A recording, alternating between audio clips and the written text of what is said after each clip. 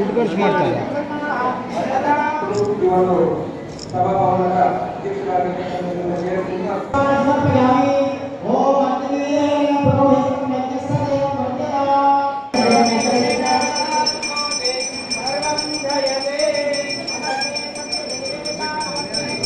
ಅಲ್ಲೇ ನಿಂತ್ಕೊಳ್ಳಿ.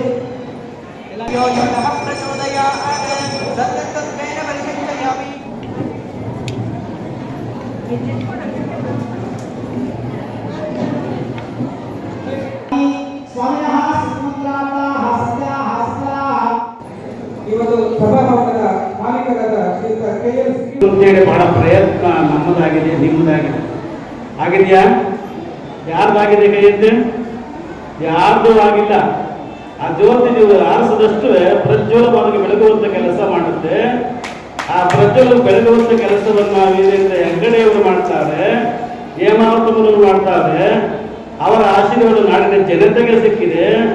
ಇಲ್ಲಿ ಆಸೀನವಾಗಿರ್ತಕ್ಕಂಥ ಹೆಣ್ಣುಮಕ್ಕಳು ಸಬಲೀಕರಣವಾಗಿರ್ತಕ್ಕಂಥವರು ಸ್ವಯಂ ಸೇವಾ ಸಂಸ್ಥೆಗಳನ್ನು ಮಾಡಿಕೊಂಡು ಜೀವನ ನಿರ್ವಹಣೆ ಮಾಡ್ತಾ ಇದ್ದಾರೆ.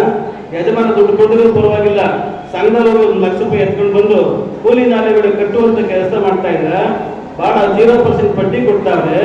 ಎಲ್ಲ ಮಾಡ್ತಾ ಇರ್ಬೇಕಾದ್ರೆ ನಮ್ಮ ಹೆಗ್ಗಡೆಯವರಿಗೆ ಏನು ತೊಂದರೆ ಬಂದಿದೆ, ಏನಾಗಿದೆ, ಸೂರ್ಯನೇ ಬಿಡಲಿಲ್ಲ, ಚಂದ್ರನೇ ಬಿಡಲಿಲ್ಲ, ಗ್ರಹಣಗಳು ಹಿಡಿಯುವಂತ ಕೆಲಸ ಮಾಡ್ತಾರೆ. ಸಿದ್ಧಗಂಗಾ ಸ್ವಾಮಿಗಳನ್ನ ಬಿಡಲಿಲ್ಲ. ಅವ್ರು ಯಾವುದಕ್ಕೂ ಎದುರಿಲ್ಲ, ಯಾವುದಕ್ಕೂ ಬೆದರಲಿಲ್ಲ, ಬೆಚ್ಚಲಿಲ್ಲ ಅವರು. ಆದ್ರೆ ನಾವು ಮಾಡುವಂತ ಕ್ರಿಯಾತ್ಮಕ ಚಟುವಟಿಕೆಗಳು ಬೇಕಾಗಿದೆ. ನಮ್ಮಲ್ಲಿ ದುಷ್ಟರಿದ್ದಾರೆ, ಸಜ್ಜನರಿದ್ದಾರೆ.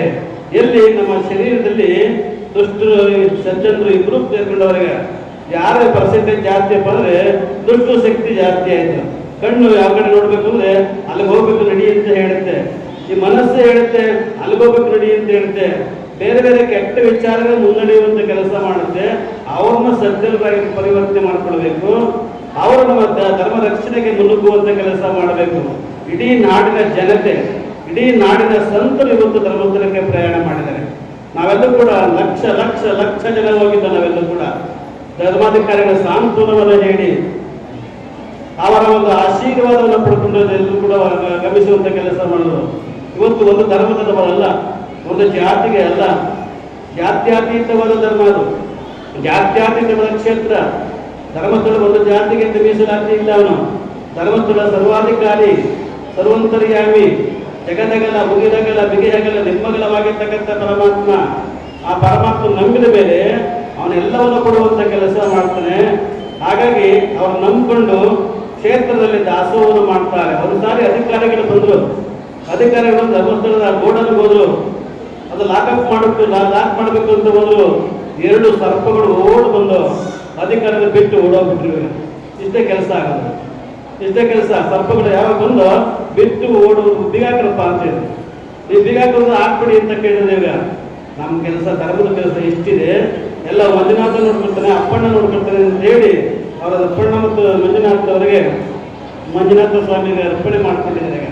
ಖಂಡಿತವಾಗಿ ಏನು ಆಗಲ್ಲ, ಯಾರು ಚಿಂತೆ ಮಾಡ್ಕೋಬೇಡಿ.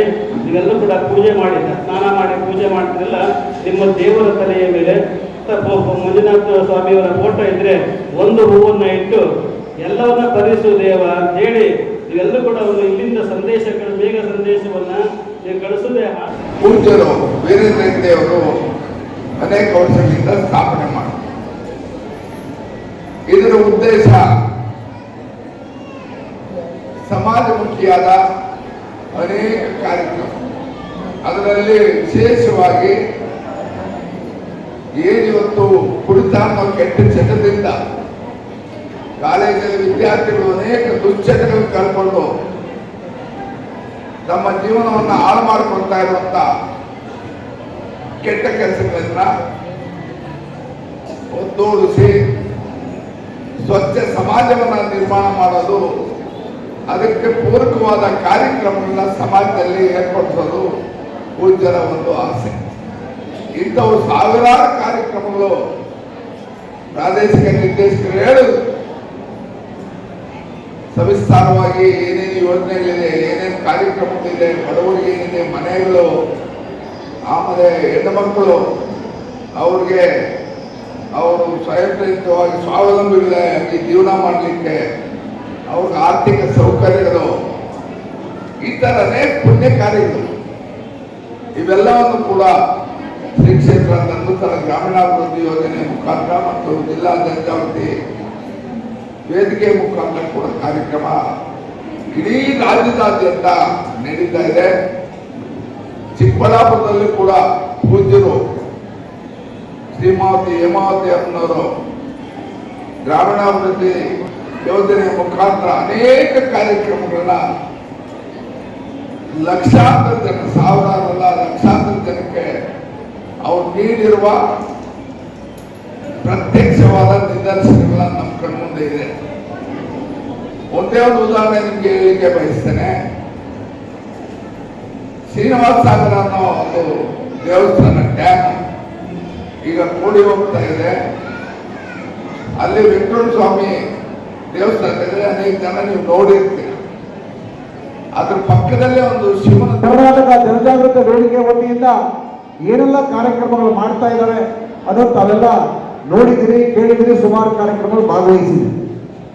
ನಾನಾದ್ರೂ ಹೇಳೋದಿಷ್ಟೇ, ತಮ್ಮ ಮುಂದೆ ನಮಗೆ ಇವತ್ತು ಒಂದು ಅಧಿಕಾರವನ್ನ ತಾವುಗಳೆಲ್ಲ ಸೇರಿಕೊಂಡು ತಾಲೂಕು ಮತ್ತು ಜಿಲ್ಲಾ ಪದಾಧಿಕಾರಿಗಳ ಒಂದು ವಿಶ್ವಾಸದಿಂದ ಮತ್ತು ನಮ್ಮ ಈ ಒಂದು ಸಂಘದ ಎಲ್ಲ ನಿರ್ದೇಶಕರ ಸಹಕಾರದೊಂದಿಗೆ ನಮ್ಮ ಅಧ್ಯಕ್ಷರಾಗಿರ್ತಕ್ಕಂಥ ರಮೇಶ್ ಅಣ್ಣವರ ಒಂದು ವಿಶ್ವಾಸವನ್ನು ಪಡ್ಕೊಂಡು ನಮಗೆ ಒಂದು ಉನ್ನತವಾದ ಒಂದು ಸ್ಥಾನವನ್ನು ತಾವೆಲ್ಲ ಸೇರಿಕೊಂಡು ಕೊಟ್ಟಿದ್ದೀರಿ.